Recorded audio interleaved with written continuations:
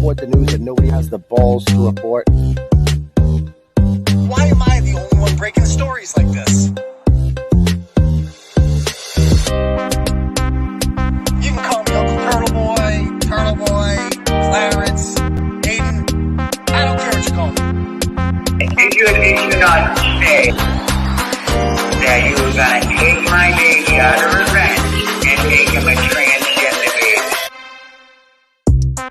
I think they don't like the things that I'm saying and they want me to stop saying them, but I'm not. I'm never going to stop. Now, these are the kind of stories, guys, that must be told. I'm just a guy who's breaking stories and reporting news from my basement.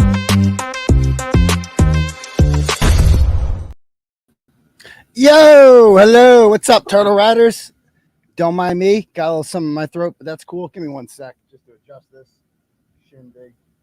All right, a little centered, a little better there. Anyway, welcome to the live show, ladies and gentlemen. I am your host. They call me Uncle 𝗕𝗿𝗵𝗹 around here. You can call me Aidan, Clarence, whatever you want to call me.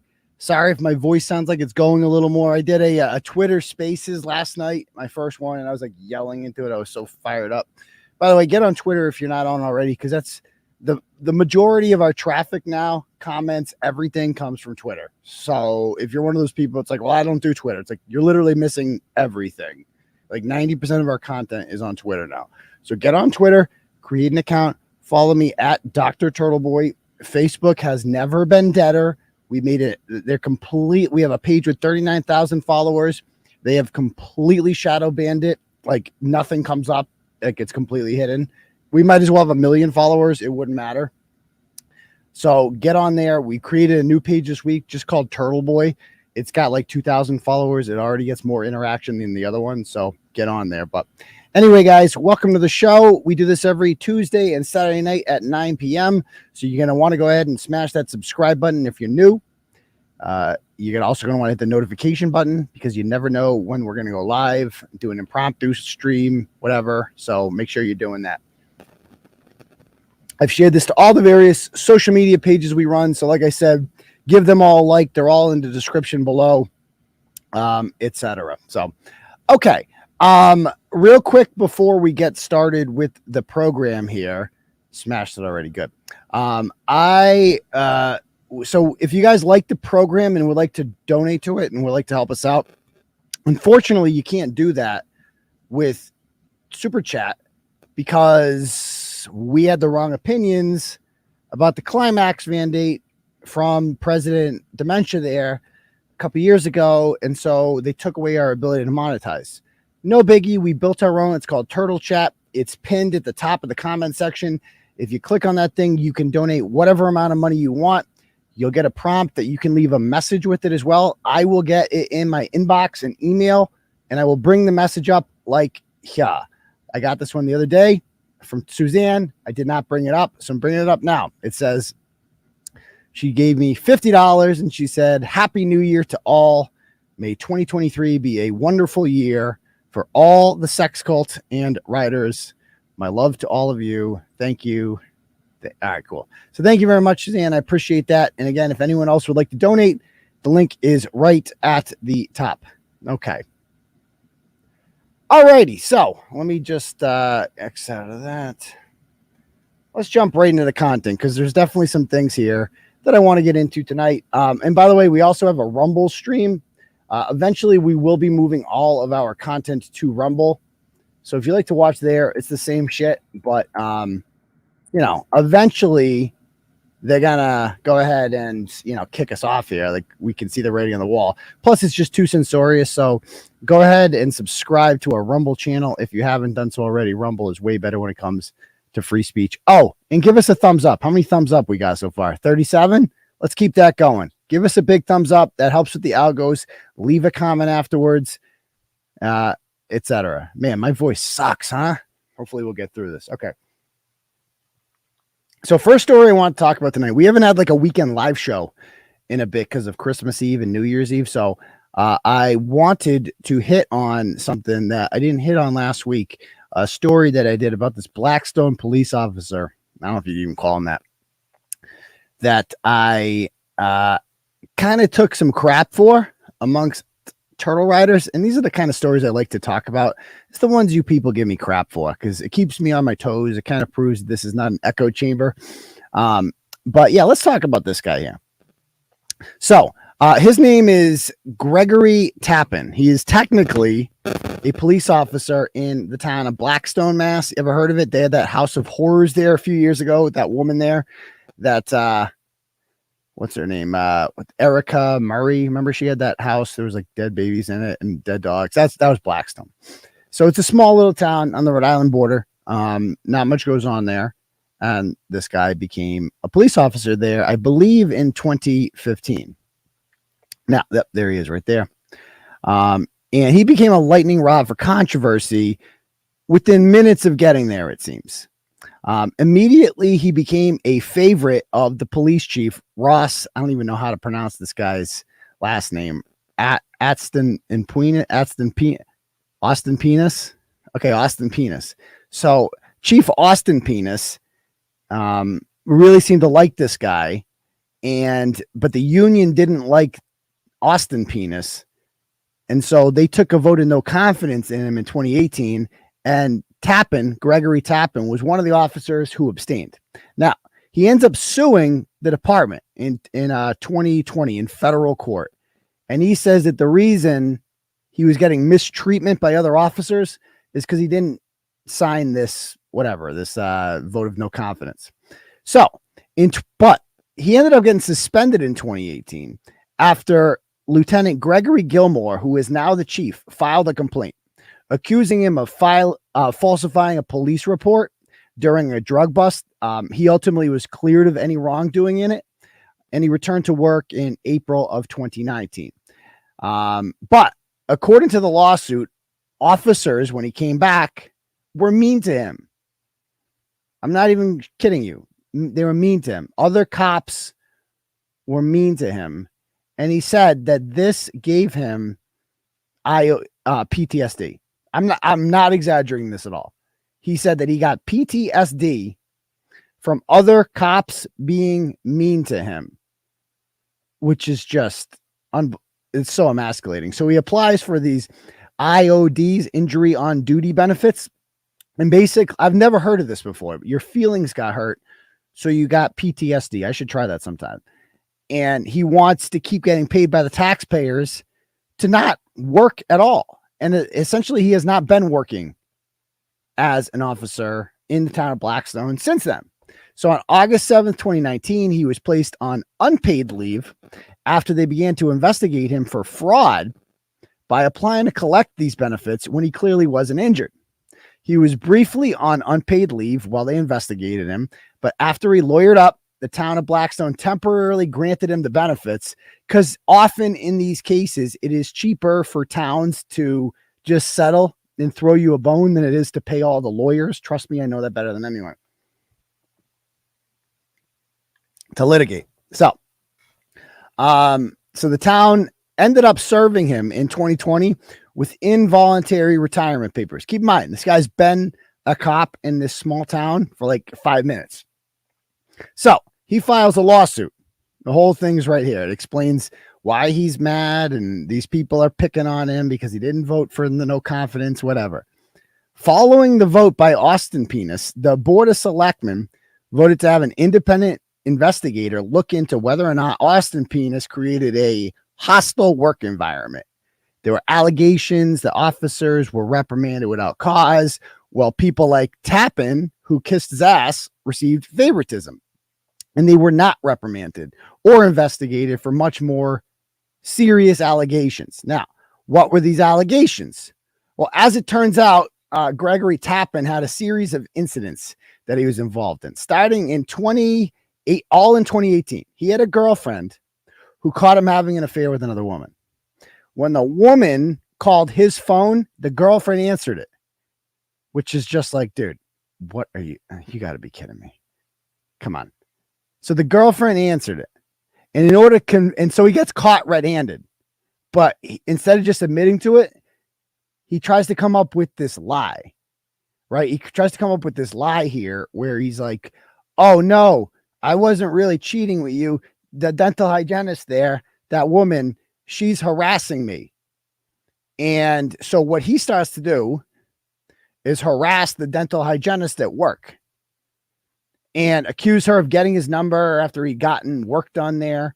She ends up filing a harassment report with her town police department, Mansfield, which sent it to Blackstone. And Austin Penis, because he likes this guy, doesn't investigate. So that's the first incident. The second incident, his girlfriend didn't believe him and left him for a brief while. They had a house together in Mansfield and moved closer to her family on the South Coast. He begins harassing her at work in Dartmouth, which prompts her to file a report with the Dartmouth Police Department, which again, Blackstone police chief does nothing with. His girlfriend, number 3, took their dog with him to where she was staying in Westport, and he continued to harass her down there by filing a report with Westport PD, accusing her of stealing the dog. So, in his findings, this private investigator brought in by the town reaches the conclusion that Austin Penis did show favoritism to the Blackstone cop by not investigating him after any of these alleged incidents. And this caused a toxic work environment. So Austin Penis doesn't give a shit, though. What does he care? Because he's a million years old and it's time to retire anyway in a full pension. So he just retires and that's it. And he moves on with his life. But this guy continues to collect taxpayer money until literally 2 days ago. I think the payment stopped. Despite not being injured, not having worked till 2019, this guy just sat on his ass all day for 4 years, basically, and did nothing. He took vacations during that time, made no attempts to find a new job, and he's basically counting on this lawsuit in federal court that he's just going to make all this money off of. But it ain't going to happen. There he is. First of all, you should be arrested for those shoes.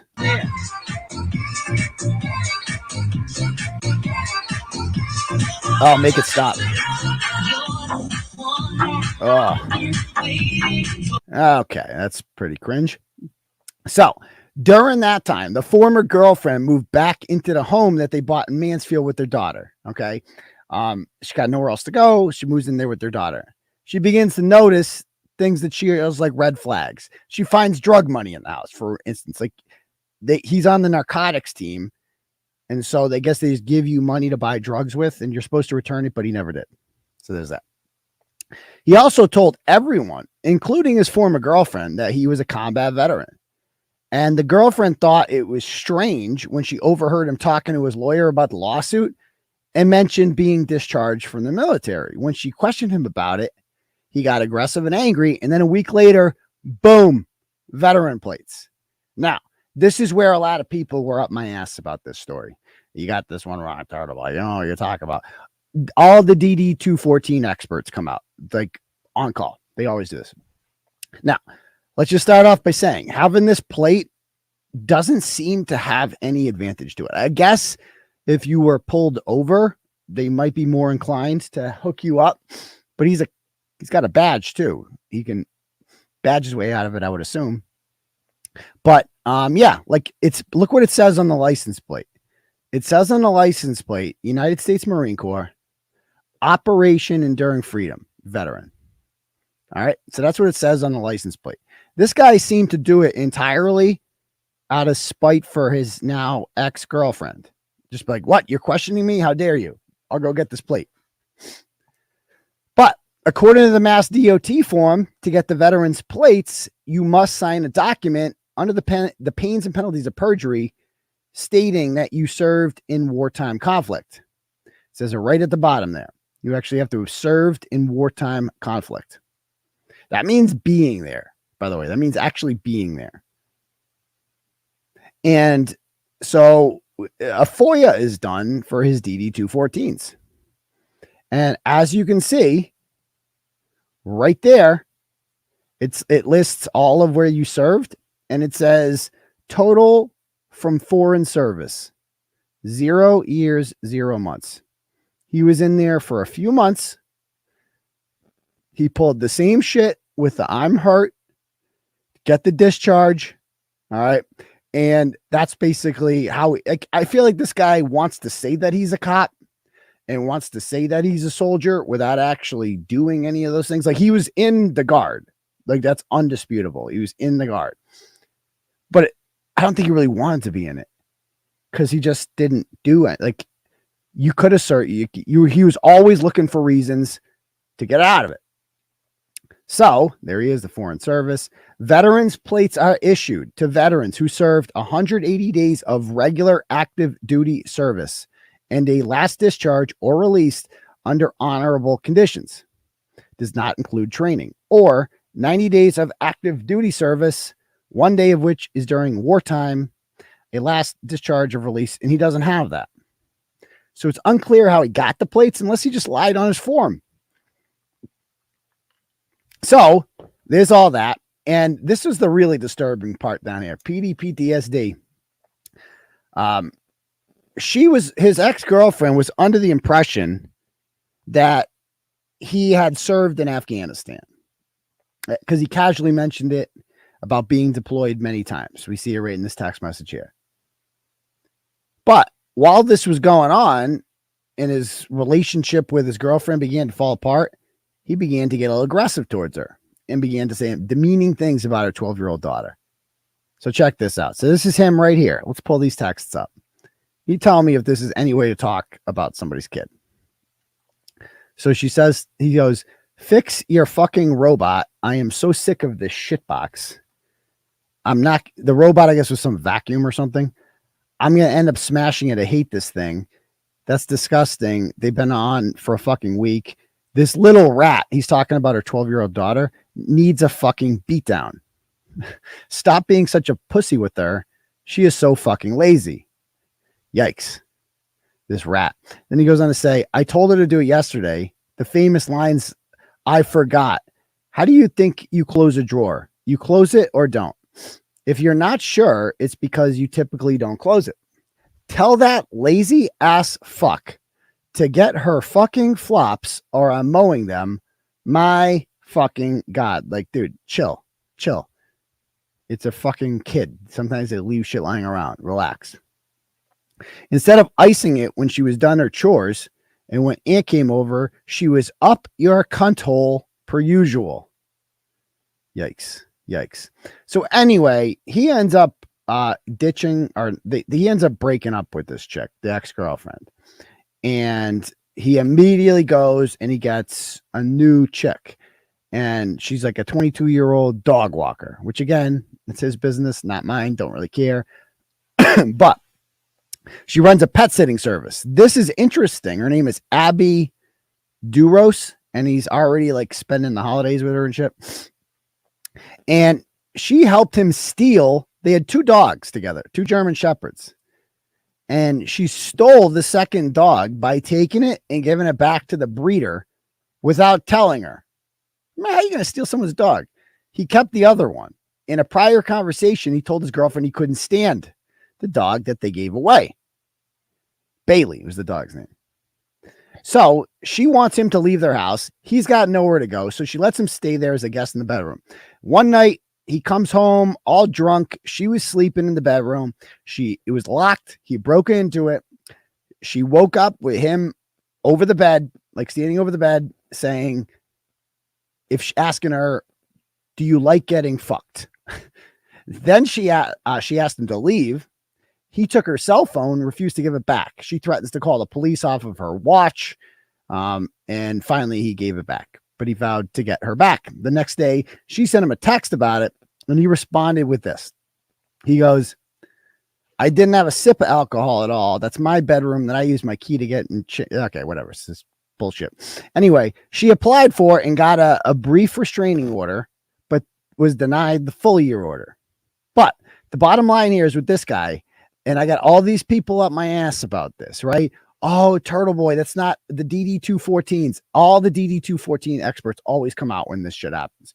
Oh, there could be another one. No. When the FOIA was done, when the request was done, it was for all of his military records. That's it. What you saw in that paper, that was the totality of it. There's nothing else to this. And in case you can't tell from all the other bullshit, this guy's a bit of a scammer, right? He wants to say he's a cop. He wants to say he's a veteran. It's like Land and Steel. It's very similar to Land and Steel. No? So I got his number. Should we call him, or is that a stupid question? Let's give him a call. Oh, and thank you, Rod O'Byrne sends $10 on the Cash App, and he goes, for 2023, big year of the turtle world. You got that right. We're off to a good start today. I'll tell you that much. So let's call. And again, my Cash App is $ Uncle Turtleboy. If anyone else would like to donate that way, let's give him a call. All right.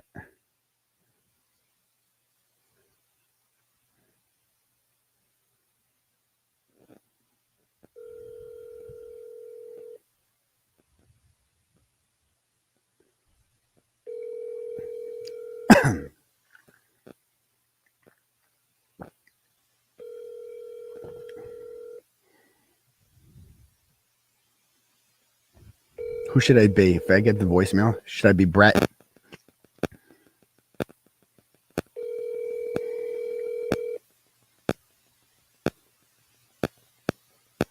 Seven, eight, one, 7, 8, 9. Is not available. Yeah, Greg, this is my Brett Kellerin up here in Lewiston, 130 Blake Street.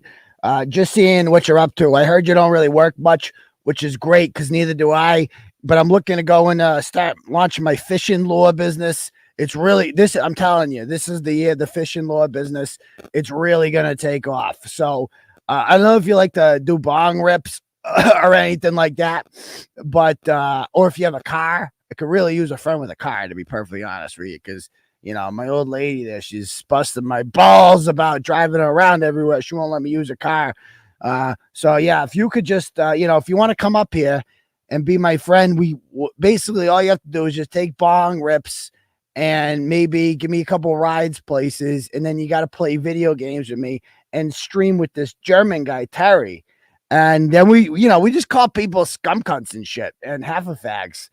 And then, you know, we get in beefs with, like, you know, ASMR or AC or, you know, if Rue's talking shit.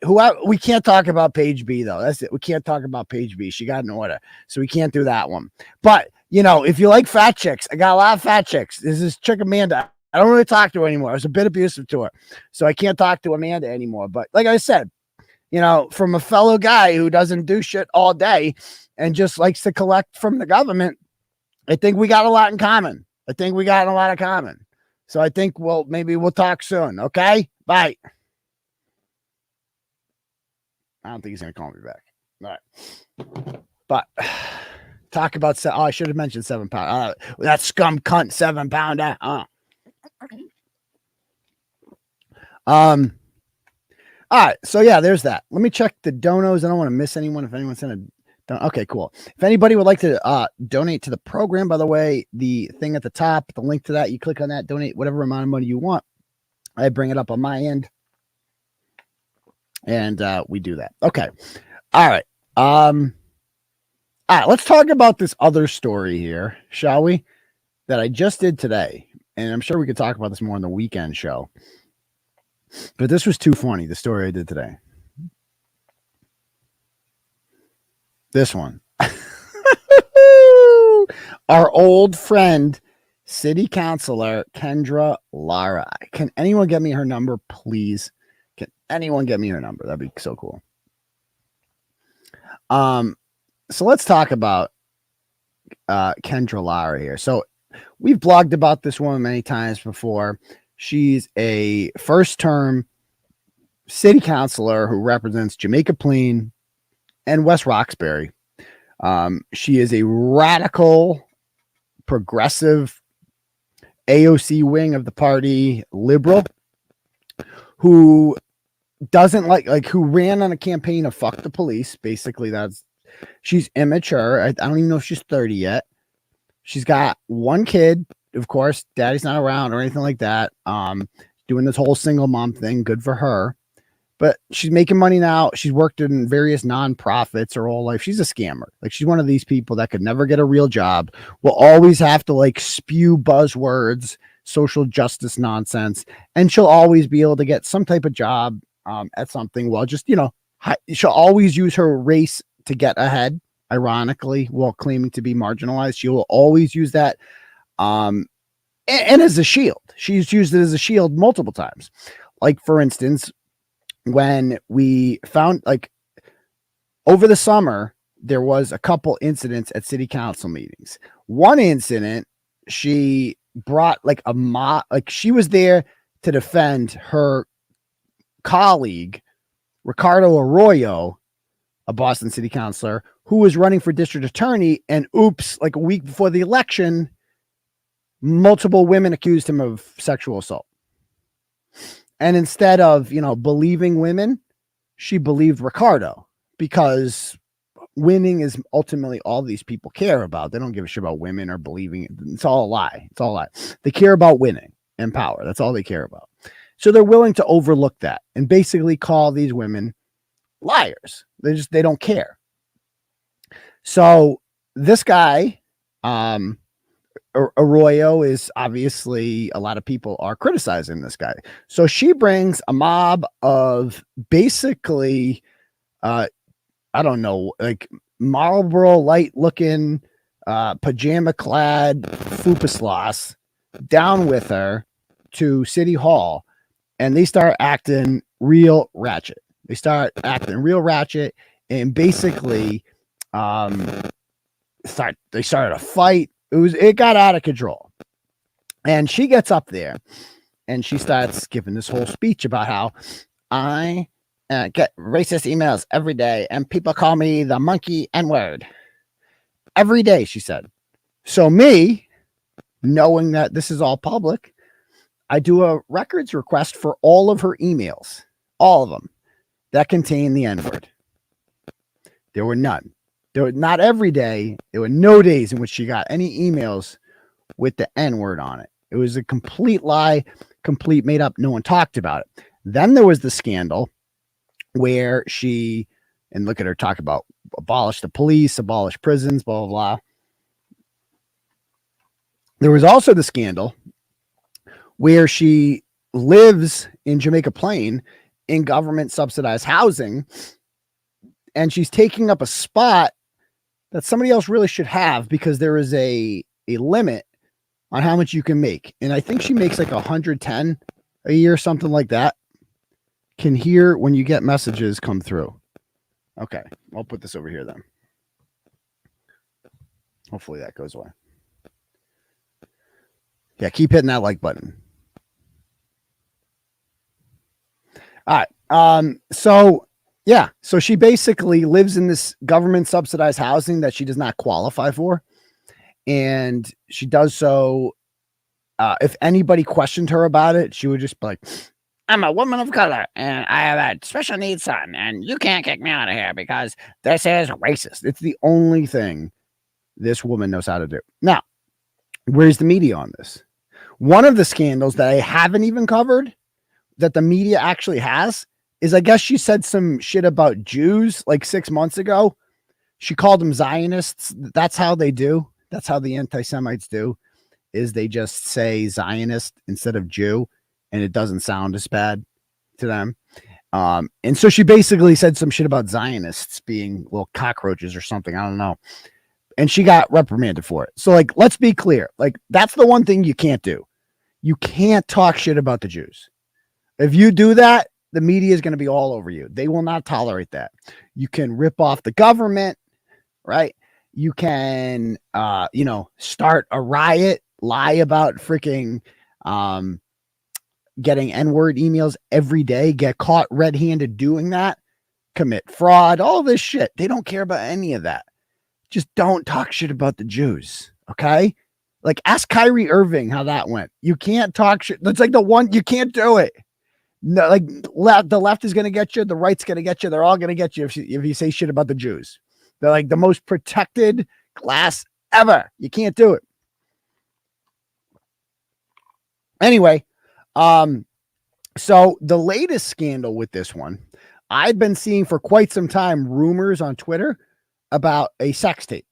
Now, a little personal here, okay? Let's be honest about this. Elephant in the room, okay? Some of you may have seen some videos of me, and that's a little bit different. It's a little bit different, and here's why. With me, first of all, it's all consensual, and well, not like I wasn't sexually harassing anyone with those. They were requested. And secondly, I was somewhat of a victim in that, I guess. In any other state, that would be a crime, but it's not in Massachusetts. Now, the big difference here is that the videos of me and the videos of this woman mine didn't have children in them. And that's kind of a big fucking difference. Oh, it was fire. Stop it. Carrie, look, she's like, stop it. Anyway, mine don't have children in them. Hers does. And I heard about this video, but nobody seemed to have it. And I just kept asking.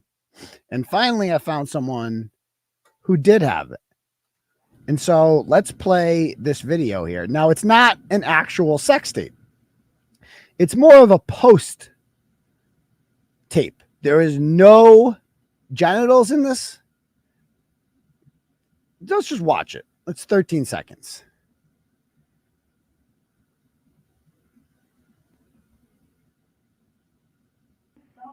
Yo, what's up, y'all? I'm just chilling. Definitely just fucked Kendra in the ass. It was crazy. Yeah. Wait, what? One more time. Yo, what's up, y'all? I'm just chilling. Definitely just fucked Kendra in the ass. It was crazy. Yeah. Accidental. Yeah, look. Like, what is going on there? What is that? Look.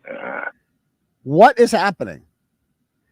What is going on? First of all, I have so many thoughts on this. First of all, can we just talk about who the hell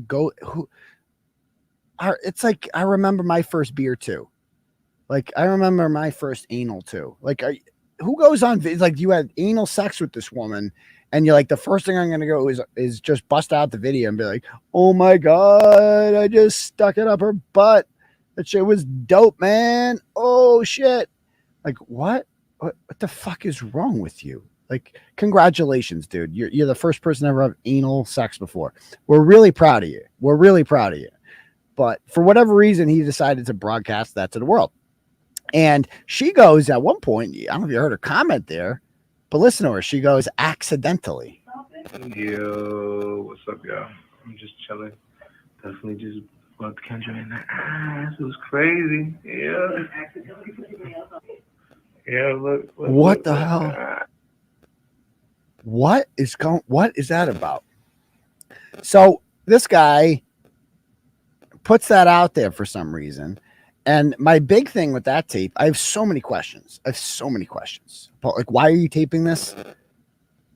Like, you're an elected official running. You beat a woman who was very highly qualified. I forget the woman's name, Mary Tamer, I think her name was. But the woman was like a moderate white woman Democrat, and the progressives can't be having that. And they need somebody who's bold, who talks about climate justice, and climate justice is a racial justice issue, and says all the bullshit buzzwords that the squad says and stuff like that. So this is what you get. This is the result of that. The other woman, she was a Democrat, but she was a grown-up. This is not a grown-up. This is a fucking child running one of the most important cities in the country, really. And gets to, like, her policy is abolish the police. She wants to replace detail cops with ex-convicts. That's not an exaggeration. That's literally her proposal. Mary Tamer, that was it. Mary Tamer, that was her name. So, when you see that video, you're like, okay, so obviously this is extremely immature, but it's also so inappropriate and like terrifying almost. Like, the more you think about that. So the kid is special needs. So my question is, if this guy was over here sticking it in a pooper, where was the kid for that? Like, do they just lock the door and say, sorry, kitty, you're going to have to go and occupy yourself for a bit. Mommy needs to get her pipes cleaned. Like, what?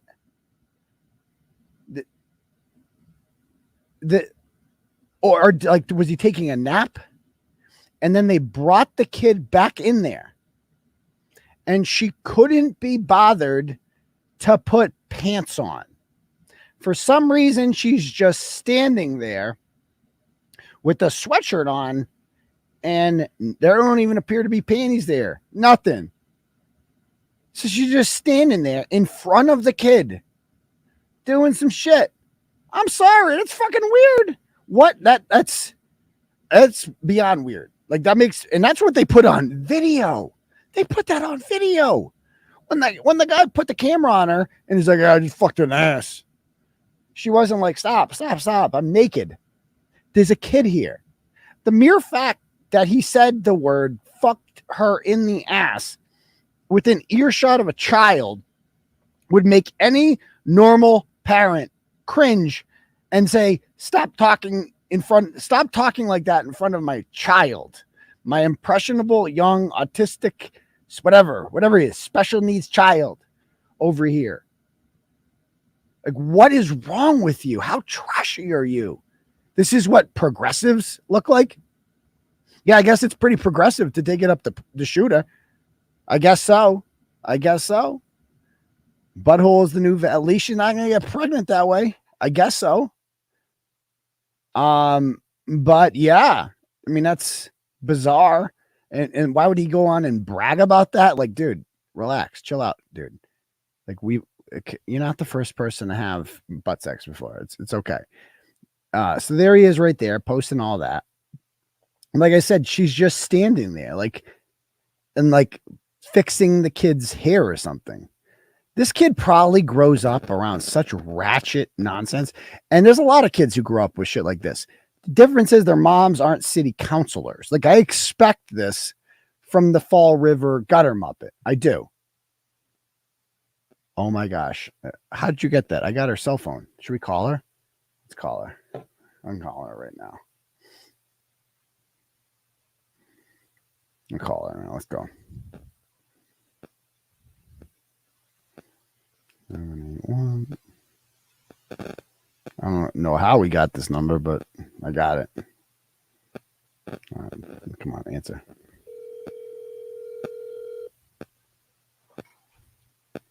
Hello? Hi, is this Kendra?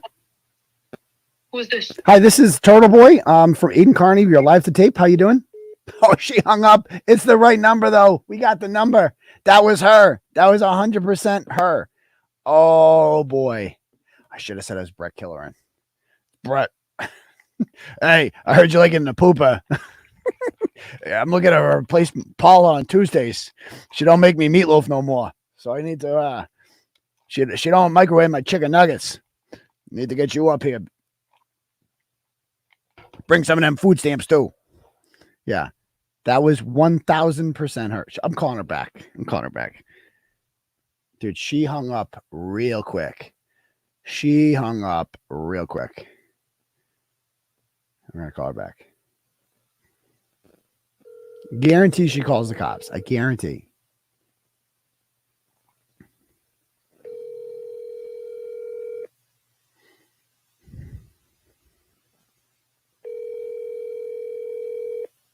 She hung up that thing fast, baby.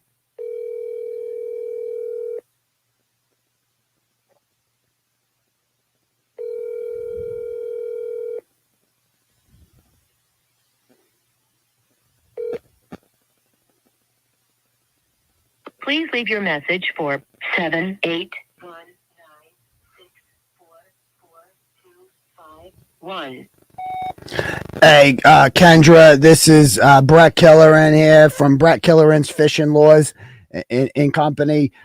Just wanted to see what you're up to. Heard you. I saw a video there on the Turtleboy website, and fuck that guy. He's a real half a fag, scum cunt, that fucking little red meat faggot. But I wanted to see, I heard you're into taking it into Popa, which is great. You know, Paula used to do that for me, but she's been slacking lately. She don't make me no chicken nuggets no more. Supper's never ready. So I'm looking for a replacement. I do need someone with a car. I mean, do you have a car? Hopefully you have a car. But, you know, the requirements for coming up here, like I said, Tuesday night's anal night. It's just what we do, okay? You're going to have to get me some chicken nuggets. I'm going to need to borrow your car sometimes. Don't ask no questions. And pretty much 6 nights a week, we stream for like, only like 4 to 5 hours or whatever. But, we talk to Tonic. We see what he's up to. If we're getting real wild, we might talk to 𝗏𝗏𝗃𝗏. Who knows? Whatever. We can't bring Amanda on anymore because, she was sending nudes out to guys I didn't approve of. So I had to end that real quick. But yeah, so give me a call when you get this back. Like I said, I need somebody for Tuesday nights. Tuesday night's anal night. So give me a call when you get this. Bye. I don't know if she's going to call me back. Okay. Yeah, and that's a good point too. This guy is a teacher, man. This dude is a teacher. But I mean, is he really though? I mean, he gets paid as a teacher. He works for something called Boston Day and Evening Academy in Roxbury. This sounds a lot like where I used to work at the Fanning Learning Center. It seems to be a school for kids who have been kicked out of public schools or dropped out and are just trying to not be complete degenerates. Yeah, let's hit that thumbs up button, baby. Let's go. She's totally going to call back. Oh, I'm sure she is. Oh, of course she is. Cannot wait to read that police report. I don't think it's, does she call the police? I thought she wanted to defund the police. Oh, I should have made a comment about that. Why don't you get up here, baby? I'll slip it in you. We can defund my cock. Take all that right out of there. Take out my little tadpoles out there. We'll put them everywhere. What's this one next? Troll Mafia stream is going to be titled Sex Cult Blasts Ass and Adderall with Politicians Chili ate breakfast. Oh, by the way, did you guys see this video? And you guys get the point. This guy's just a complete degenerate. It is chill. Like the fact that this guy is around them is, but you have to understand he's not around like kids that are like actual, like they're human beings, but they're not going anywhere. 7-pounder sends $10 on the Cash App and says, for Carrie T likes you more than me, I bow out. Sorry, 7-pounder. My bad. But thank you for the dono. If anyone else would like to dono, Cash App is $ Uncle Turtleboy, or you can donate by clicking the link at the top of this chat, and you can donate whatever amount of money you want. Write a message, and I will bring it up for the world to see. So, like I said, this guy is, whatever. He's not even, the amount. Check out the blog though. Just all the stuff about kids. She's always virtue signaling about kids and how bad cops are and child abuse and this and that. It's like, bitch, you're standing there with your pants off in front of your kids. I'm sorry. How does that happen? Like, I've had a situation before where you come out of you come out of the shower and then you go to get you take your towel off and then you go to put your I'm a boxers guy. You go to put your boxers on, and the kids are down the hallway. They're like, ew! I'm like, get out of here! It's like immediate. Get out of here! What are you doing? Get out of here! Not her though. She's just standing there, fucking no pants on. What is he braiding the kid's hair or some shit? Like, what is wrong with you? What is wrong with you?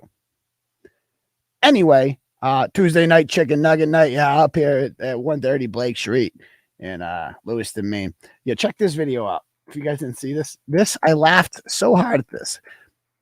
So on New Year's Eve, apparently, Krusty Panties decided that she was going to walk around Boston with dump truck and some new chick. And they're just going to talk about me all night. And they just go up to everyone and like, do you know what Turtleboy is? And then they just, they're making fools of themselves, acting like, I remember my first beer kind of shit. Just, being objectionable on trains in public and shit that she's not. You've seen her when she's not in control. Like she's awkward and nervous and shit. And she's just asking, like she's trying to prove that I'm irrelevant by spending her entire New Year's Eve talking about me the whole time and going up to random people and asking if they know me in order to prove that no one knows me. Except, oops, it backfired. Check this out. Let's watch that.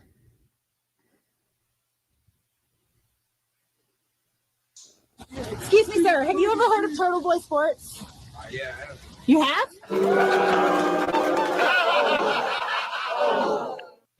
How do you feel about it? I don't think about it.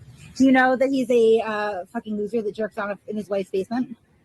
You do now. I was just like, first of all, can we just stop right there? Okay, do you know Turtleboy? And just like immediately, yeah, I do actually. Now they're claiming this guy's homeless. I don't know. The guy don't look homeless to me. Does that guy look homeless to you? I mean, this guy doesn't look. You have? He looks like he's just a guy smoking a cigarette, isn't he? This guy's not homeless, is he? And even if he was, who gives a shit? Even the homeless know me. I don't think the homeless dress like that. The guy seems like those jeans are too clean to be homeless. Yeah. You have? Yeah, I have. Yeah, I have. So that wasn't the answer she was expecting. So then she's got to go back to him and be like, well, because she's off tilt. Because I just make this woman fucking go crazy. Like she does. I mean, she spent her entire New Year's Eve walking around Boston asking people about me. It's flattering, almost like the obsession. And again, this woman I've had no relationship with whatsoever. And there was nothing between us like that. And she's this obviously. I mean, dude, you've seen what she looks like before. She's the only woman that can make a dildo go limp. Like it's not. It would take an act of fucking God in order for that to work. I don't know how she does it. By the way, she also went out, but it's also called Turtleboy Daily News, though. Correct. Exactly. That guy just wanted to be left alone. He's just like, dude, I've heard, everybody's heard of Turtleboy. Obviously, I've heard of Turtleboy. I don't really give a shit that much. I'm just trying to smoke a butt here and get through the night. Like, whatever. Leave me alone. So now she's on tilt. And she's like, she wasn't expecting that. And so now she's going to freak out about it. And she's like, you know, he jerks off in the all she has is, he jerks off in the basement. Oh, congratulations, Kate. First of all, your boyfriend, Andrew, there, he jerks off a lot. Trust me. That motherfucker jerks off a lot. And because obviously we've seen what you look like an offensive lineman from the Cleveland Browns standing in the rain while the defense is on the field. That's what you look like. But watch this. How do you feel about it? I don't think about it. Do you know that he's a fucking loser that jerks off in his wife's basement? You do now. Oh my God, who the hell cares? No one cares. Literally, no one cares.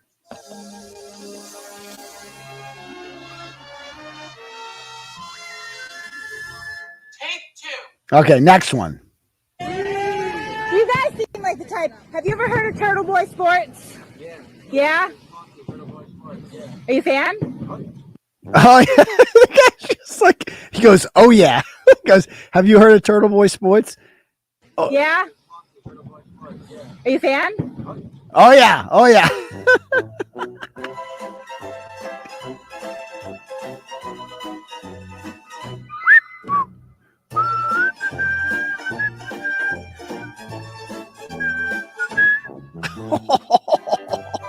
What a night. What a night. So yeah, I mean it was just so beautiful. Like that was one of the greatest self-owns I've ever seen. Let's prove that nobody knows Turtleboy while going up to multiple people, random people who know fucking Turtleboy. Like, yeah, that's just dope. I love Turtleboy. Yeah. So there's your face looks like Jock Itch. Sorry. Not a good night. Okay. So that's that. All right. So let me talk about last thing we'll talk about here. Before we close this one up, because my voice fucking sucks right now, is what's been going on with this fucking Bengals situation. So like I said, I did a Twitter Spaces on this last night, and get on Twitter, follow me at Dr. Turtleboy on there, DOCTOR Turtleboy, because if Joe Biden's a doctor, then I'm definitely a doctor. Because I share a lot of my thoughts on there. Everything that goes on my mind is put on Twitter, because I don't want to waste your time on Facebook. And I'm always banned on Facebook. Twitter is the freedom website now. But if you watched the game last night, just watch this. This was pretty crazy. So this is T. Higgins. Oh, wait, I don't even have it up. T. Higgins, number 85 on the Bengals, and number 3, I believe it is, Damar Hamlin, the safety for the Bills. Watch this. Okay, it looks like a routine tackle, right? But I guess he got him right in the heart. And I guess it was like a 1 in a million thing because he goes to get up, and then this is scary. Boom, collapses. Yeah, it's not what any of us want to see, and everybody's around him, and just hope that he's going to be okay. So we'll take another break here in Cincinnati. Okay, so that went on for like 45 minutes, right? Of back and forth, like the comeback from commercial break, make more money, by the way. Every time they did that, every time they went to commercial break, the NFL made money. I'd like to point that out for all these people talking about who cares about anything but this man's health. Yeah, well, all the companies that profited off of this, they care about that. That worked out very well for them. But so this, obviously, when you see that happen, it's chilling, right? I don't want to undermine it. Like, it's chilling. We've seen injuries on the field before. We've seen people taken off in carts, and they always just play again, right? But they didn't play again this time because for the first time, somebody had to get CPR on. He had no heartbeat. They had to bring him back to life on the field, which is amazing that they could do that. So obviously this is traumatizing. Like if you're a player and, one of your coworkers just his heart stops working in front of you and almost dies, and you're like, well, that could have been me, right? That's like the first thing you'd think of, like that could have been me. And I totally get it. And you saw the looks on their faces where they were all fucked up from it. So the NFL at first was like, we'll take a break and then resume playing. I assumed they would, but I think it became clear that they were too fucked up to do it. Fine. Totally get if they can't continue on. So all I did, little old me, was I went on Twitter and I just asked, okay, so what's the plan now? What are they going to do here? Because there's a lot on the line. Let's go over the scenarios here. First of all, you got the Kansas City Chiefs are 13-3, and they're in the 2nd seed. The Bills are 13-3, and they're in the 1st seed. And the Bills are 12-3. And the Bengals are 11-4, and they are in the 3rd seed in the AFC. This matters a lot because only one team gets a bye now because they got 7 teams in the playoffs, which is stupid. But only one team gets the bye. So it's really important to get that 1st seed. Okay. It's really important for them to get that 1st seed. So they get this. So the Bills can all 3 of them can still get the 1st seed. It would be really hard for the Bengals too, but the Bengals are still playing for that 2nd seed. That matters a lot too. And so basically, here's how it would have played out. I wanted the Bengals to win that game because I don't fear the Bengals as much as I fear the Bills. We've seen what the Bills do to us. We saw my trip to Hooters last year. It didn't end well. Every time I go to Hooters, the Bills kill us. So we saw the Bengals. We almost beat the Bengals. I'd rather play the Bengals. I want the Bengals to get the 2nd seed because if we do make the playoffs, it can only be as the 7th seed. So I want the most beatable team possible in the 2nd seed. To me, that's the Bengals, not the fucking Chiefs, obviously, not the Bills, the Bengals. So the Bengals are winning that game 7-3. And they each team had the ball once. A lot could have happened, whatever. So this game has to, there needs to be an outcome in this game because you got 3 solutions now, right? You got, really only 2 solutions. Well, I guess 3. Number 1, you can play the game and whatever happens, happens. Now, the problem with that is they would really have to play it tonight. Tonight should have been the night they played the fucking game. I'm sorry. Call me insensitive all you want. Tonight, you got to play the fucking game, man. Either this shit matters or it doesn't. It's a fucking Super Bowl. It matters a fucking lot. The guy is not going to be any better He's not going to live if you don't play. It doesn't increase the chances of him doing better. It's not like they're going to sit in this fucking room and like hold his hand all night. They're not going to see him. Play the fucking game in his honor. I'm sorry.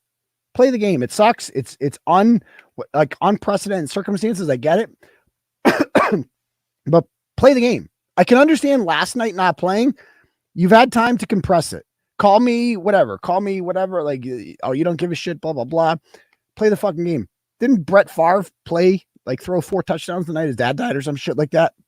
Play the fucking game. I'm sorry. Call me not compassionate, whatever. Play the fucking game. Or if you can't play the fucking game, then forfeit.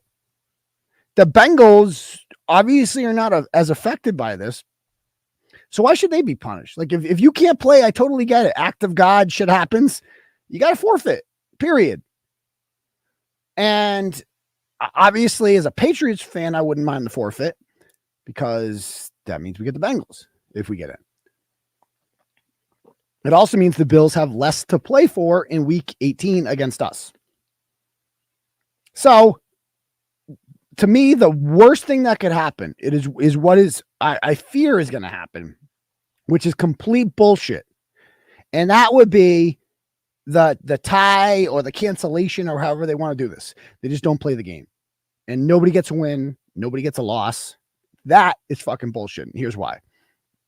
If that happens, then the Chiefs move from the 2 seed to the 1 seed. And then they get the bye. So the Bills would be fucking themselves by doing that. I don't know why they would agree to that, but whatever.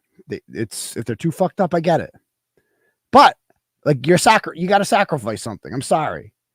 So that obviously the Chiefs want this to be canceled. Nobody benefits from this more than the Chiefs. So they want it to be canceled. And if they don't play, the Chiefs move a half game in front of them. And that would mean Buffalo is the 2nd seed and Cincinnati is the 3rd seed. Well, why the fuck would Cincinnati agree to that? That's my question that I'm not getting from people is why the fuck would the Bengals agree to that? Their player didn't get hurt. Why are they being like, they were winning the game. They had the ball. It didn't look like they could stop Joe Burrow. So why would the Bengals agree to not play the game? And what I could not stand more than anything were all of these people on Twitter policing about what we weren't allowed to talk about. Let me be very clear. I will talk about whatever the fuck I want to talk about. If you don't like it, get the fuck out of here. I don't care. All you weak little bitches who can't stand to read words that you don't agree with, so you hit the unfollow button, I couldn't possibly be happier you're gone. I wish I had a list of the 300 people who unfollowed me just so I could block them. Because I know that every single one of you soft little bitches is going to be back. You're going to keep reading my tweets and keep reading my content because you followed me in the first place for a reason. You found me interesting.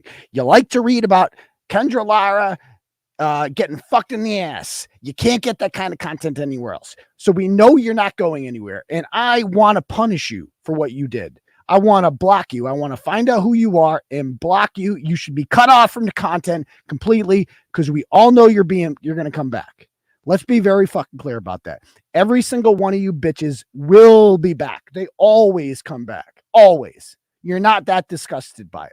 If you are, I have never unfollowed a person on Twitter because I don't agree with them. That's fucking madness. Who does that? Madness. 300 fucking people I lost over my takes on this, which quite frankly, I've had 24 hours to digest this. I was completely right. I was completely right with this. When Ruth Bader Ginsburg died, you guys remember when RBG died in 2020? Like a month or 2 months before the election? What was the first thing we did? I know what I did. I was fucking happy. Not that she died, but I'm like, immediately, my first thought is replace her with Amy Coney Barrett. Immediately. Like every single person out there, every Republican thought that. Every Democrat immediately thought, no. It's like the first thing they said, can't replace.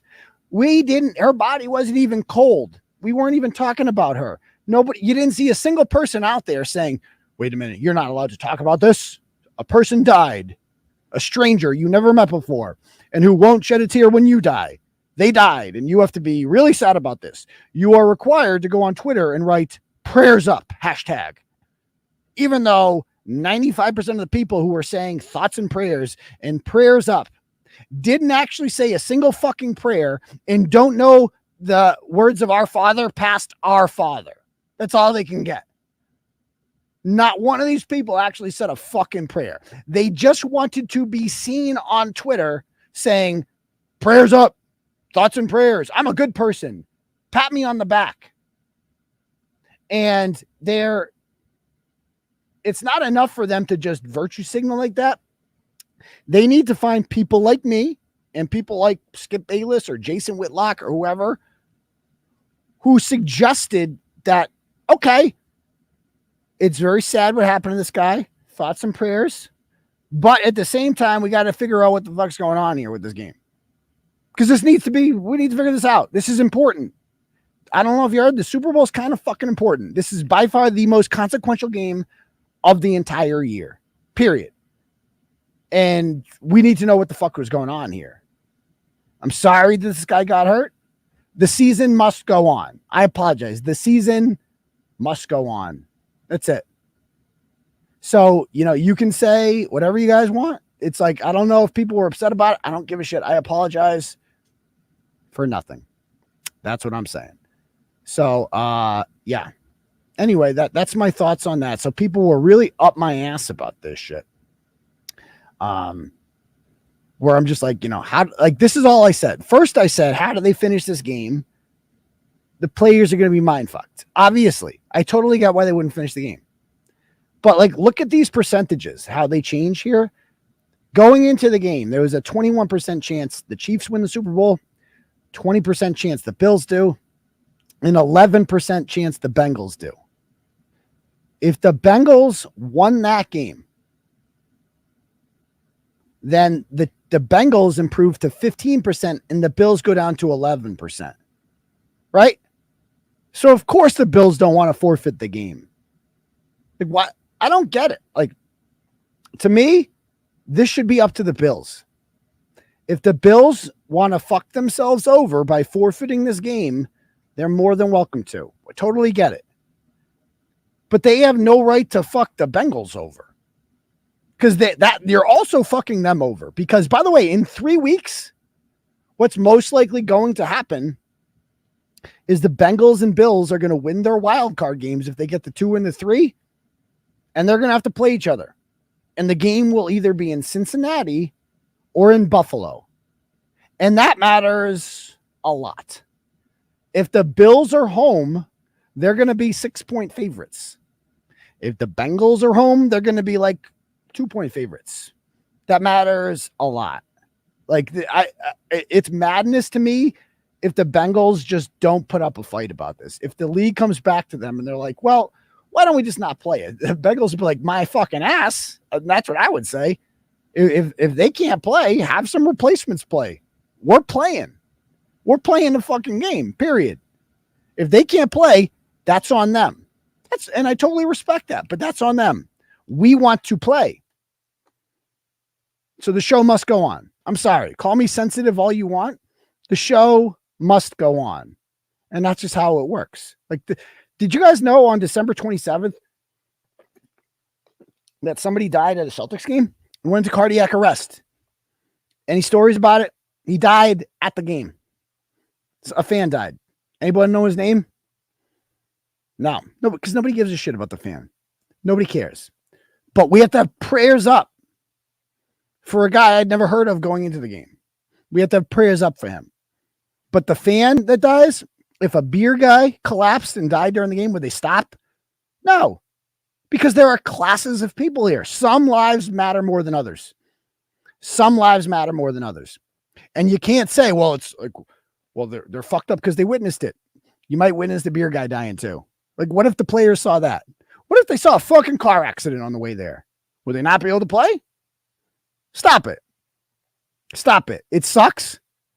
It's unfortunate, but you have to play the fucking game, period. Enough of this shit. Call me and people, and I'm not doing the tough guy thing. I'm not a tough guy. I get it. But like, welcome to grown-up world where life has to fucking go on. It has to go on, period. And so I go, how do they suspend this game? Until when? That's a legitimate question. Is when do they, because I'm like, when do they have a chance to play this game? They can't play on Thursday. That's way too close to Sunday. You can't do that in football. The NFL has not released any plans, except they've said now that they're not playing this week. They will not play this week. I don't know what that means. Maybe they'll delay the entire playoffs for 1 week. I don't know. That would be that would change a lot, wouldn't it? If I were the Bengals, I wouldn't agree to that. Like, we had a game. The Bills left. They left town. That's a forfeit. I'm sorry. It's a fucking forfeit. Yeah. So, remember that umpire? Yeah, that died a few years back. And it's hard to watch that happen, but you have to keep playing. Like, the player was taken off the field in an ambulance. What happens then is in the hands of the doctors. You can't control that. Play in his honor. Like, you know what I mean? Like, you have to play. You have to play. And like, are they going to refund the tickets for these people? Do they get their money back? Because they didn't get what they paid for. Like, what? Anyway, so I just thought that whole thing, and I go, I hate to say it, but what if he dies?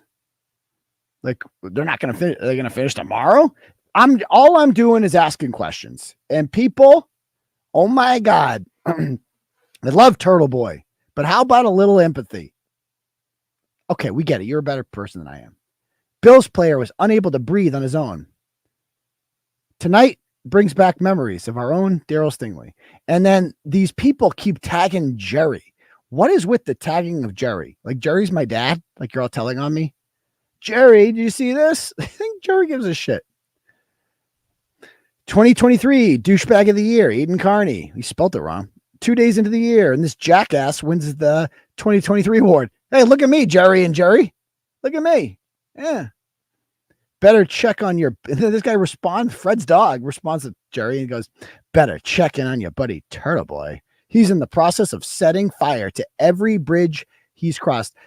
There seems to be some confusion here with some of these people about what I do. A lot of people are like, oh, I really like your work, Turtleboy, the investigative stuff. Yeah, I do that. I do a lot of investigative stuff. Thank you. I appreciate that.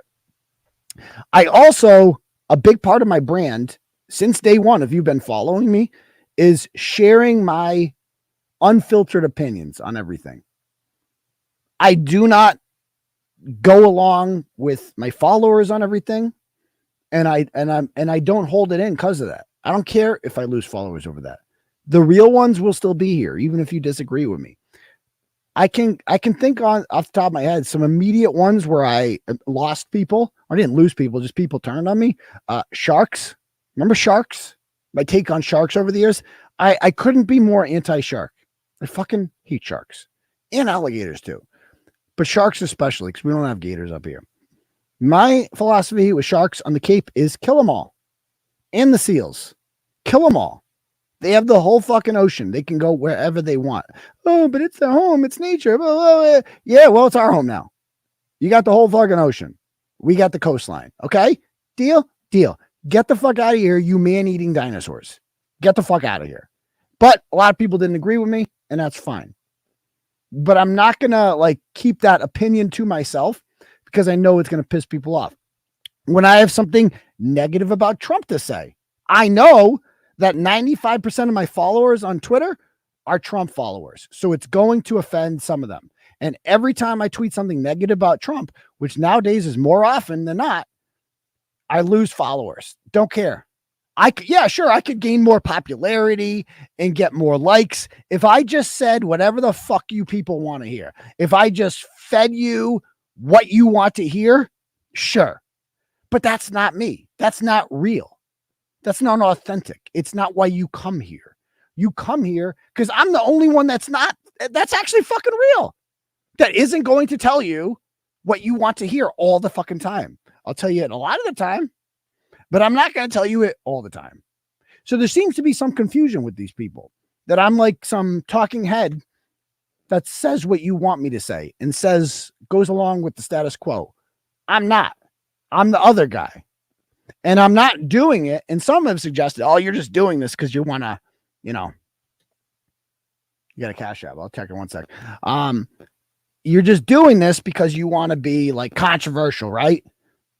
That's what people are saying. You're disingenuous about this. No, I actually mean the things I'm saying. I'm sorry that you, for once, found me controversial, but welcome to Turtleboy. You must be new here. Don't worry.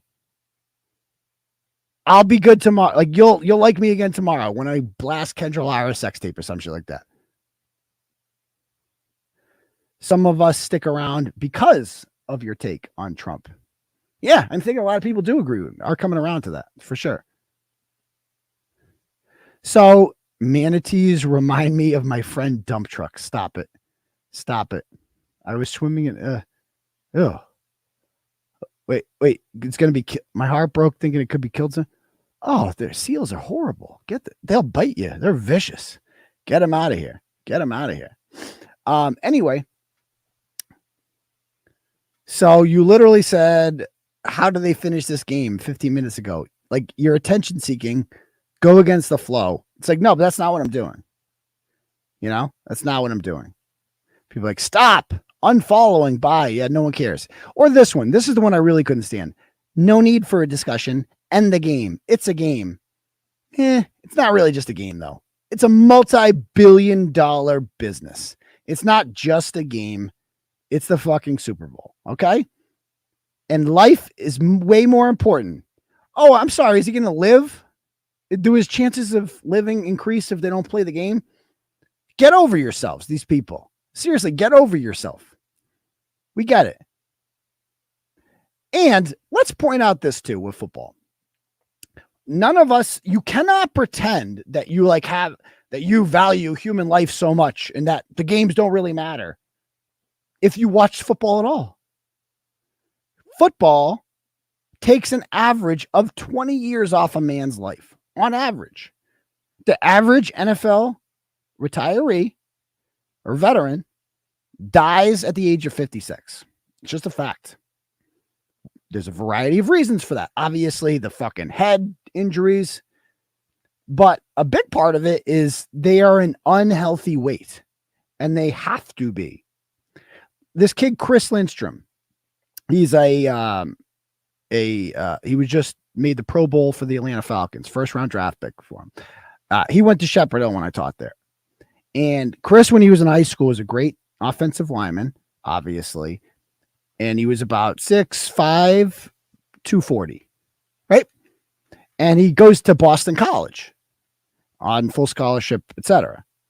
And the first thing they did at BC was they said, we're going to make you 300 pounds. He gained 60 pounds in like less than a year.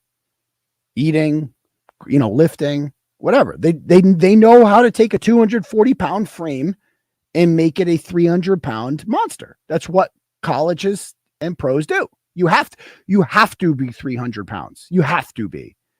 There is nothing healthy about that at all. Nothing. It is the most unhealthy fucking thing you could do is be over 300 fucking pounds. The odds of you having heart issues just drastically increase if you do that. And we all never mind the steroids that they're encouraged to do.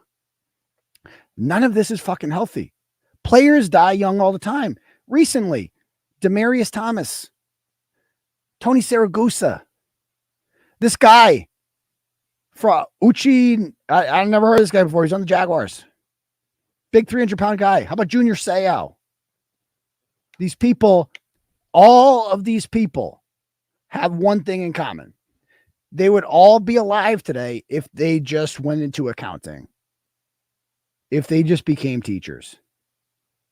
Instead, they went into the NFL, which was their choice. And as a result of it, they're dead. They would be alive if they went into any other profession. They're dead because they chose a lifestyle that is dangerous and unhealthy, but they have free will and they chose to do it. And that's their right. And this is the social contract we have with the NFL is they agree to do this because they want to do it. It's their dream to do it. And they will make millions of dollars doing that. And we will pay them for this. We will pay hundreds of dollars to watch them play. We will buy NFL Sunday ticket, right? We'll buy your jerseys, your overpriced jerseys. We'll pay $50 for parking at Gillette Stadium. We're going to do all that. And it's just this social contract we have. So all these people on social media virtue signaling about how much they value life. We can't possibly continue this game. A guy could be dying right now. You don't give a fuck about that at all. If you watch the NFL, you're paying these people to entertain you as gladiators and take years off of their life. You're not the good person that you believe you are. You got this asshole. Is this the same man who had to take a mental health leave from blogging because he was too sad? You want a tough guy? You're a pussy. Yeah, well, I don't think I'm a tough guy. Okay? That's my big thing. I don't think I'm a tough guy. I never once said that. All I was doing was asking a fucking question. But all you're doing is trying to virtue signal and be, look at me, I'm a good guy. Fucking asshole. Anyway, I like this guy's Albert's comment here. He says, it wouldn't be canceled, but that's not the point. Straight up, the people pissed about you discussing the ramifications of this event beyond Hamlin's life are collectivists that are mad at you for not conforming. That's all it comes down to. I didn't say the things that they wanted me to say, and they're mad about it. And guess what? Welcome to Turtleboy. So anyway, why don't we do a little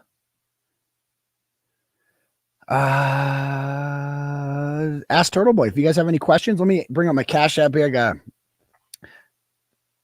I only have the Cash App from 7-Pounder. Is that the one we were looking for?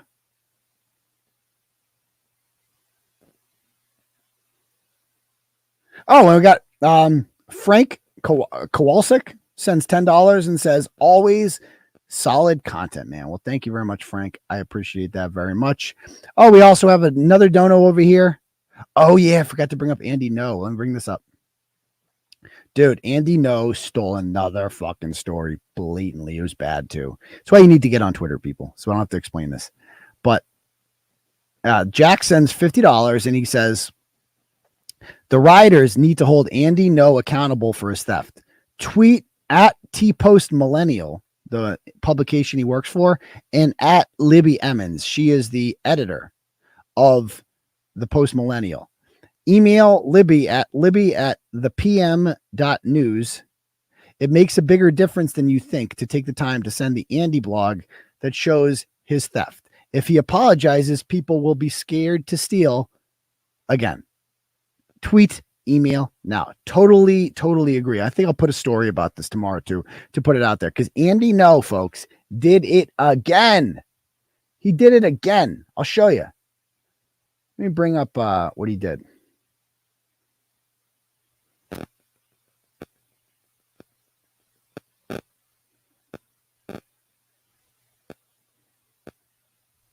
All right, I'll bring it up over here.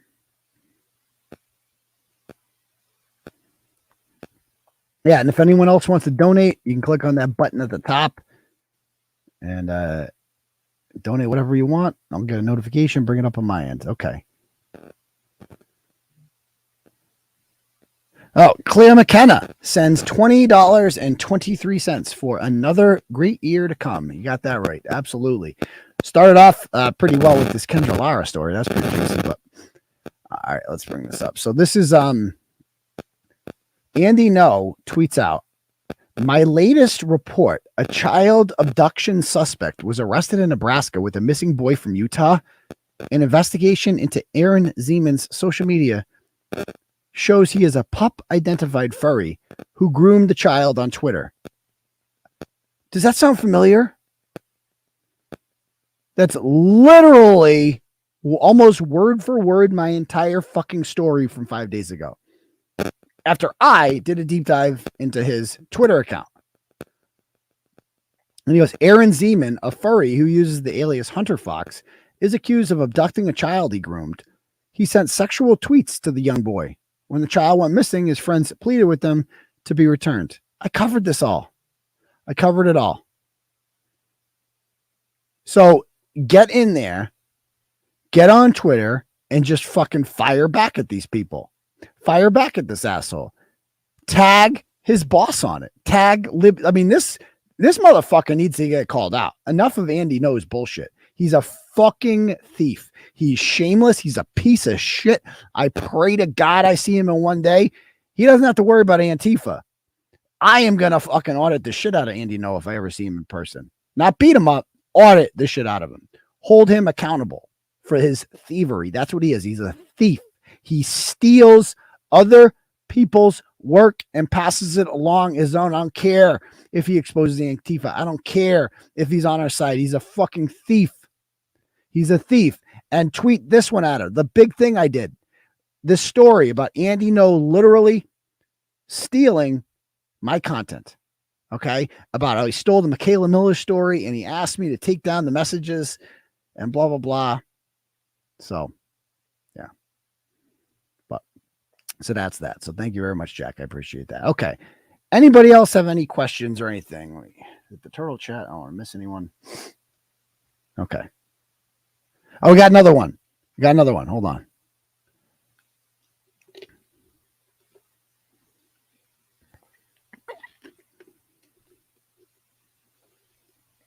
So this one is from Don, sends $10 and says, I found your channel when you did the coverage of that crazy Karlin Borisenko. Thanks for uncovering more pieces of shit. Well, thank you, Don. Dude, Karlin, I forgot about that, bro. There's another one I'd like to audit. That one. Oh, I fucking hate her so much. Hate her. But she's literally insane. Literally insane. What do you thought on the Matt Getz and company holding the house and country hostage? I hope there's a plan there. I hope it's just to gain concessions out of this to like tell like we need more guarantees. They better not play with fire too much and fuck around and get a Democratic speaker. This is the difference between the Democrats and the Republicans, by the way, is the Republicans think they have like some free thinkers in the party who do whatever they want. Like even Adam Kinzinger, he's gone, luckily. And Liz Cheney, she's gone, luckily. The Democrats don't have anything like that. Even the squad, which is supposed to be like the renegades and what did they just vote how Nancy Pelosi tells them to every time? They got behind Hakeem Jeffries, who is the most establishment Democratic, anti-progressive douchebag climber in the House. Piece of shit, Hakeem Jeffries. But every single one of them is behind him. And so they're just sitting there enjoying this. Yeah. Carolyn is live right now. That's, of course she is. Loved how you did that Twitter chat last night. That was fun. I'd like to do that again. I had a good audience on there. That was really cool how we got to like bring up speakers and stuff. So again, get on there. The only thing is I couldn't like record it. That was the only thing. Anybody else have any other questions? Liz Cheney is Mike McCarthy from the Dallas Cowboys. I think you mean Kevin McCarthy. And he's certainly not Liz Cheney. Not even close.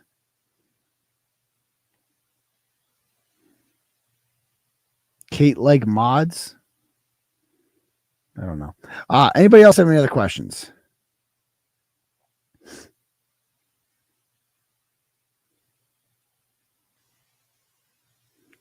Who's Aaron in the sex cult of Aaron? How many sex cults are? There's only one sex cult. Yeah. So you get banned and censored. Meanwhile, other respectable journalists get credited for your work. Yeah, basically. Welcome to my life. Welcome to my life. Are you on the OnlyFans page? I am. on the Facebook OnlyFans page.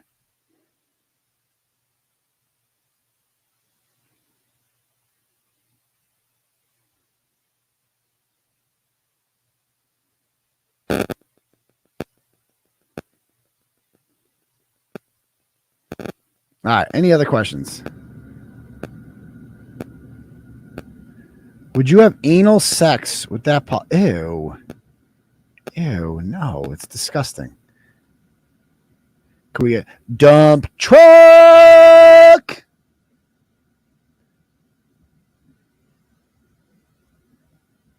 Oh, dude, Gaffney's got a new girlfriend.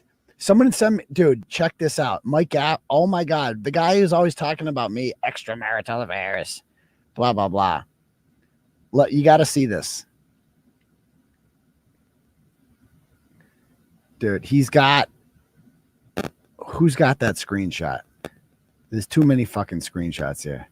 Someone send that to me. And by the way, let me just take a quick moment here while someone's sending that to me to just say rest in peace to our friend Brian Daoust. Brian was a longtime turtle rider, a really good guy. I met him in person many times. He owned Cooper's Farm in Leicester, and I like brought shirts to his house. Like I met him at Maddie Moe's house actually in 2017. First time I met a lot of these turtle people.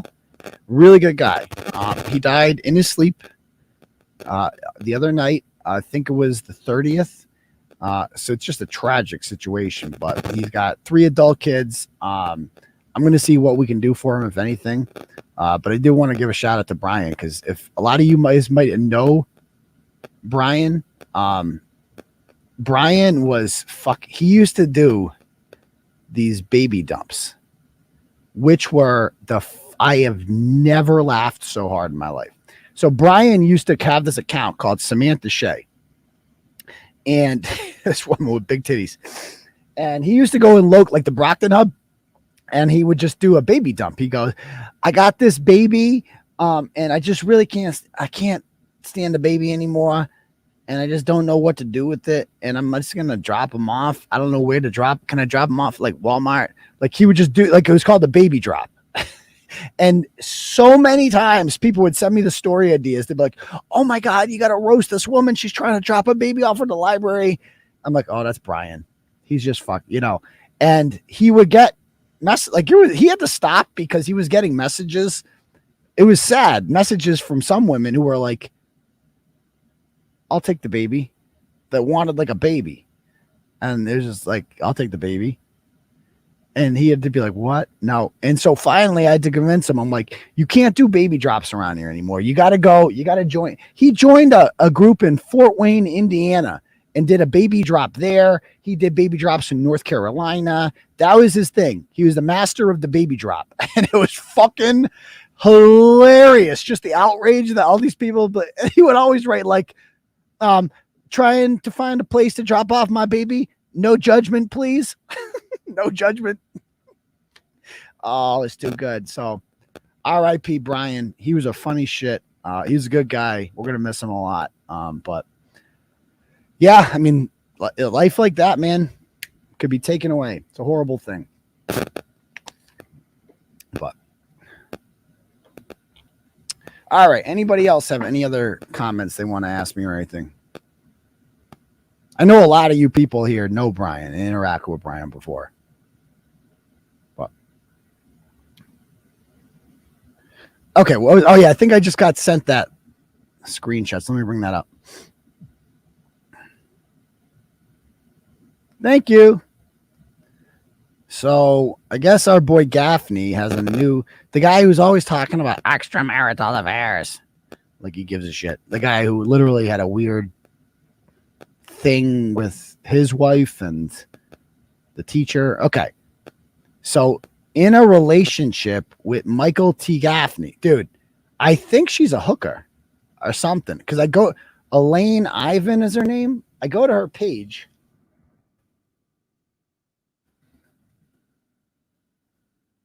And okay, by the way, do not comment. Oh, there's a movie for it too. I gotta see this. Can you send it on Facebook Messenger so I can? Because I can't upload it from my phone to that. Oh God. Oh, okay. So let me. So check out. Don't message me on Facebook. Don't message me on Facebook right now. Actually, do not message me because your thing will come up. So let me see what we got here. So, I mean, she's whatever. So Gaffney's got a whatever. I don't know if what's her name is still around, but in a relationship with Michael Gaffney. And it's like, oh my God, do you have any idea who he is? And people are like, congratulations. It's like, first of all, I'm pretty sure he's married. Not that whatever. It's like, but this is like some weird shit that you have going on here. I guess she's a mom. So she's going to bring her around the kids. And let me pull up her photos. I mean, she has to be an escort, right?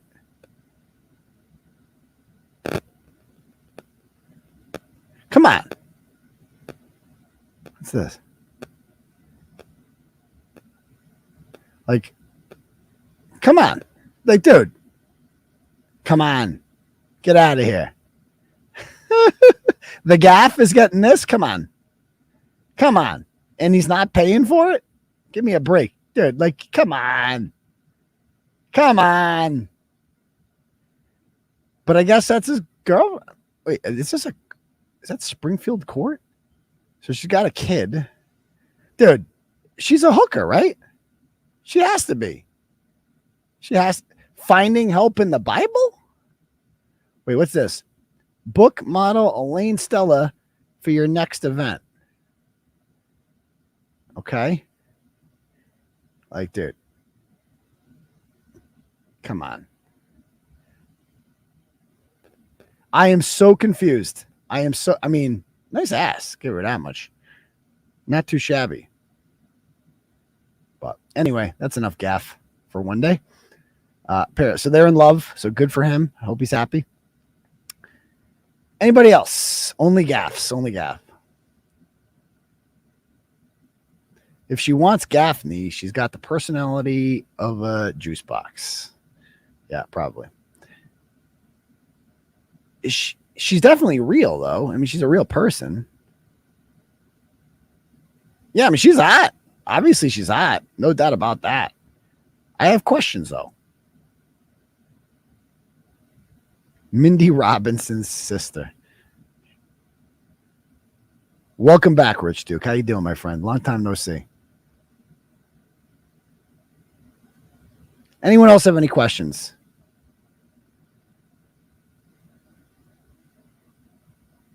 Is that the woman who passed and fell off on Ryan Waters? That's so true.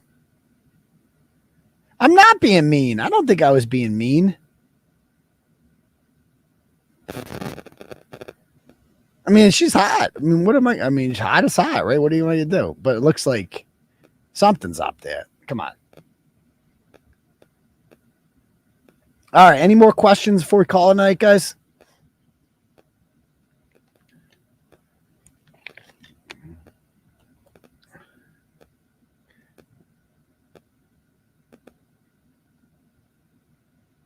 What Gaffney's got going for him, he must have some money saved up. Like, that's all it is, obviously.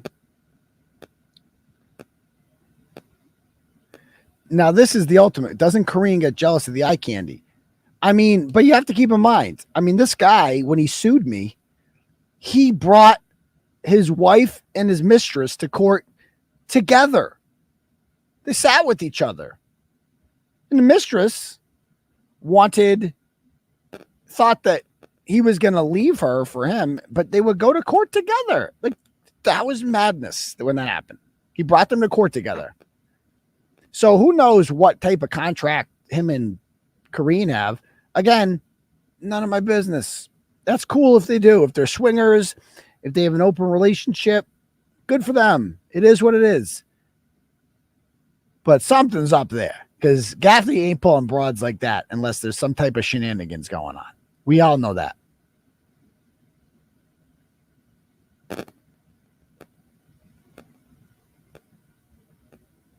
Anyway, Karen, but I don't have her phone number, so I can't call her.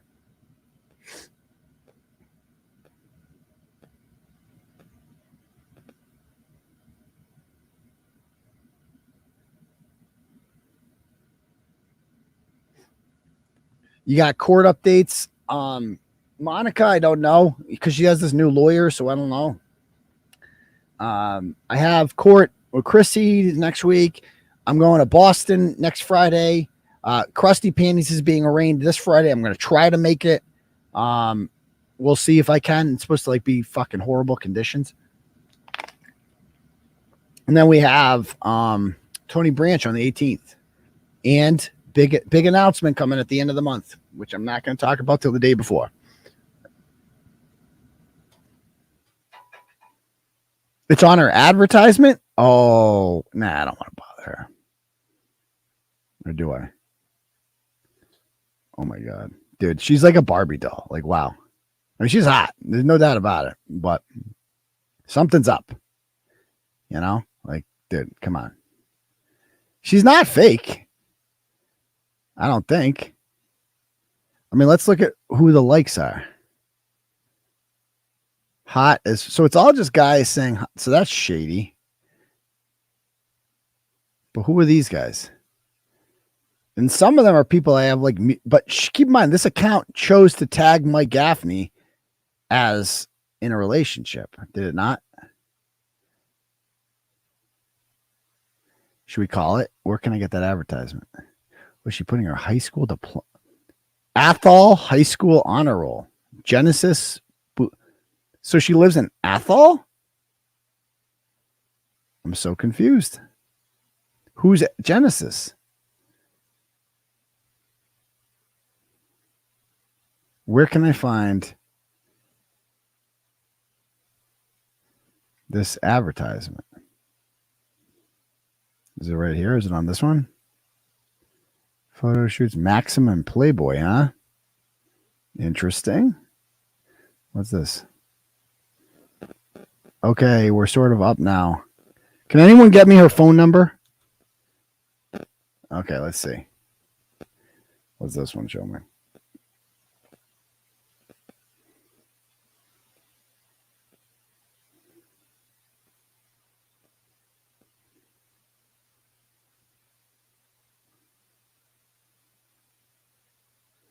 It says she's from Hubbardston.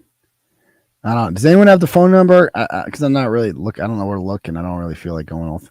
Orange Elementary PTO. I don't know what that is. Leo's fundraiser. If you don't donate, you are in big trouble. But really, you can Cash App or Venmo me. I mean, seems to be legit, right?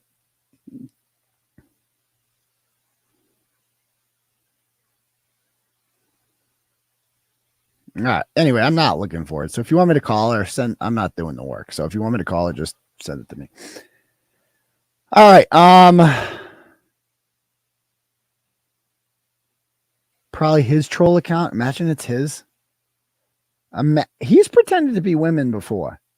Imagine he's pretending to be a hot woman who is in a relationship with it. That would be fucking wild. Because there's no pictures of him or anything, right? That's interesting. Imagine that's him. That would not surprise me if it's just him.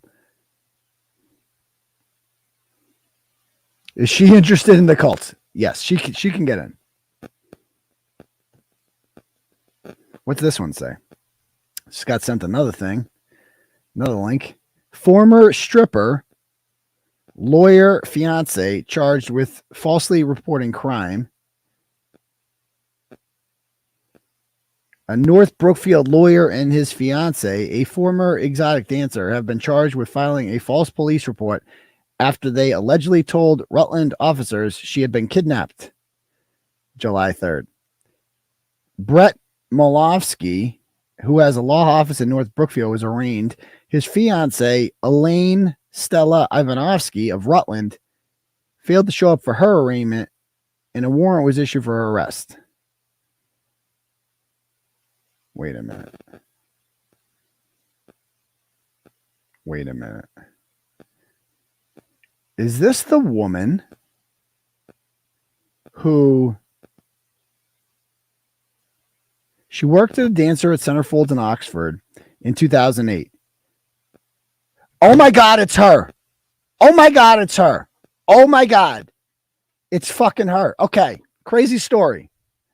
Crazy fucking story. Oh my God. All right. She's real. This is a real woman.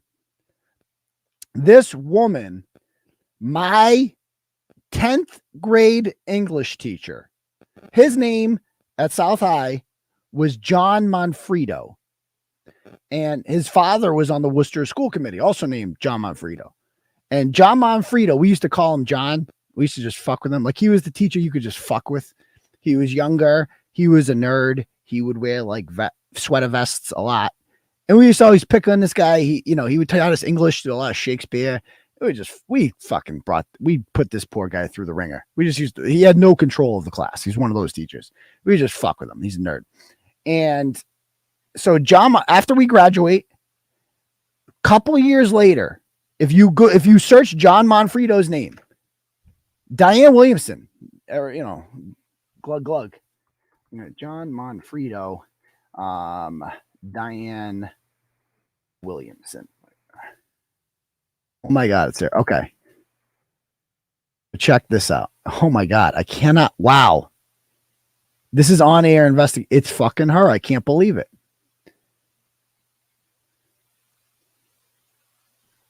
Lover, teacher, teen must face public scrutiny.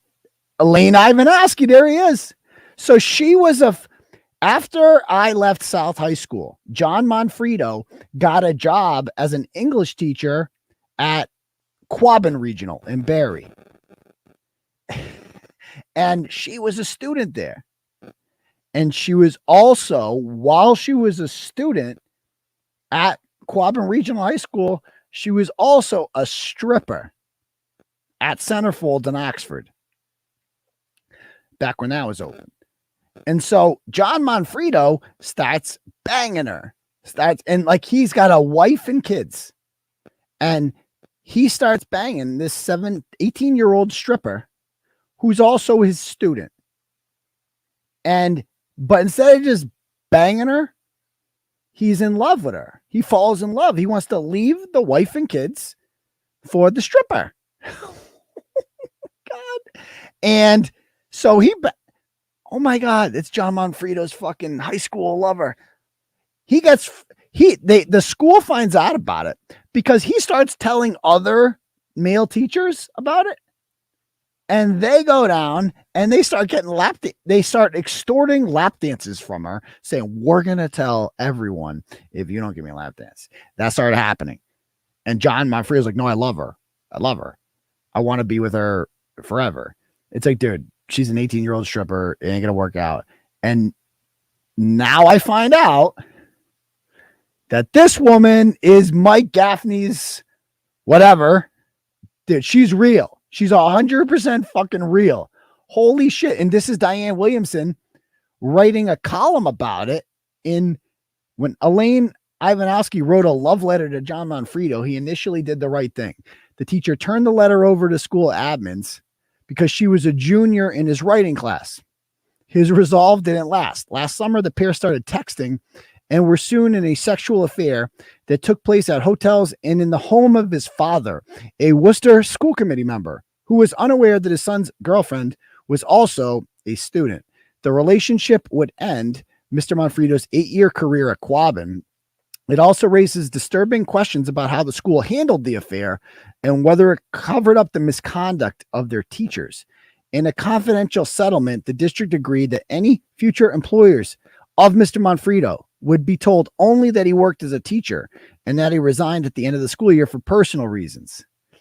Both Miss Duvall and whoever declined to answer any questions.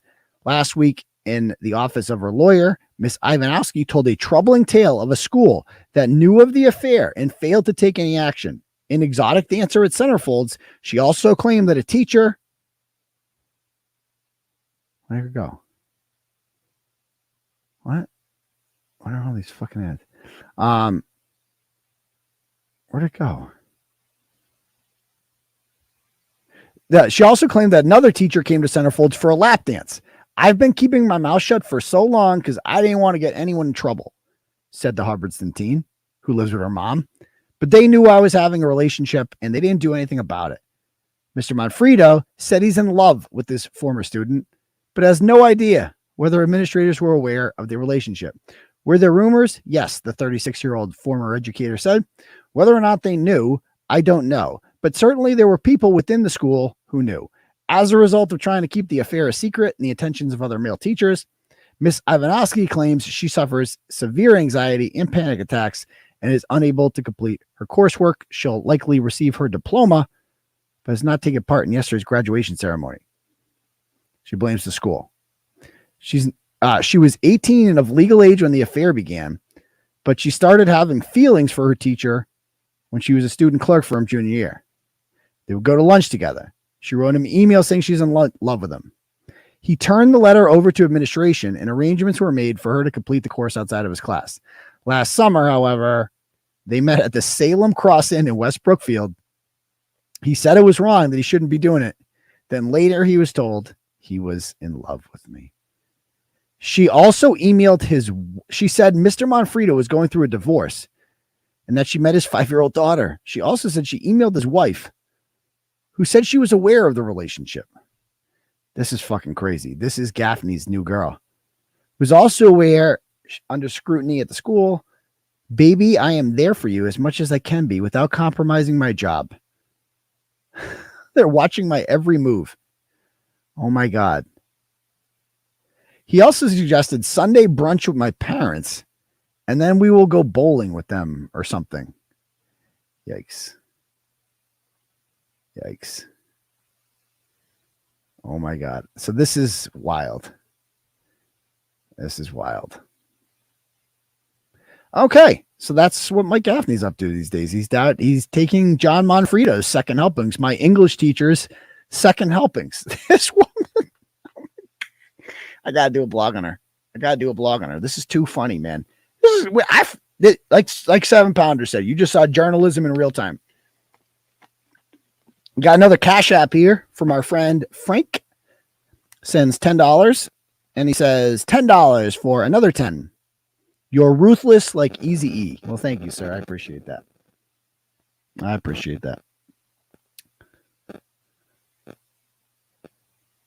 Glad you pulled up that school certificate. I know, seriously. Okay. Anybody else have any other questions before we call it a night? Now I'm going to be obsessed. Now I'm going to look into this woman. This is hilarious. This just got juicy. Things got real juicy up in this bitch, Marie. I appreciate it.